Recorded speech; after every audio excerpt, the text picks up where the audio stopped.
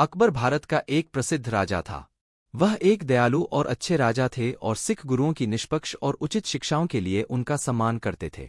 वर्ष 1569 में अकबर पंजाब आया और गुरुजी के दर्शन करना चाहा। इसलिए उसने गुरु अमरदास जी को संदेश भेजा कि वह उनसे मिलने आ रहा है। इस खबर से सिख बहुत खुश हुए। कुछ सिखों ने सोचा कि राजा के स्वागत के लिए विशेष व्यवस्था की जानी चाहिए, लेकिन गुरुजी ने कहा, अकबर भी उतना ही इंसान है जितना बाकी लोग हैं। गुरु का स्थान सभी के लिए खुला है, इसलिए गुरु के स्थान पर अन्य सभी आगंतुकों की तरह अकबर का भी स्वागत किया जाएगा और विशेष व्यवस्था करने की आवश्यकता नहीं होगी।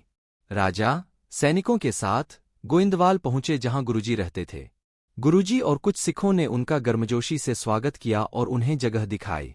अकबर ने गुरुजी के आदेश के बारे में सुना था कि जो कोई भी उसके यहाँ मिलने आएगा उसे लंगर में भोजन करना होगा।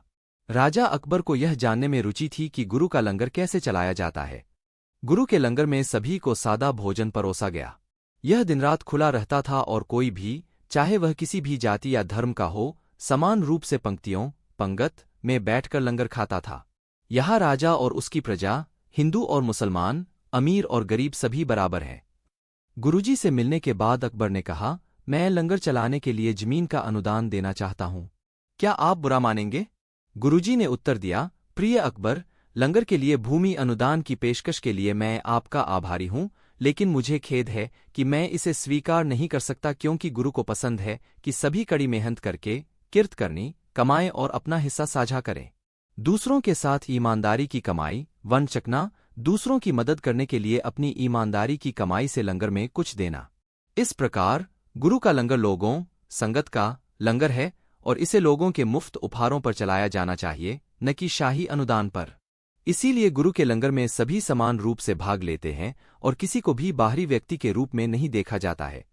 गुरु के लंगर में प्रत्येक व्यक्ति उतना ही देता है जितना हम बचा सकते हैं और उतना ही लेता है जितना उसे चाहिए। यहाँ राजा और भिखारी में कोई अंतर नहीं है।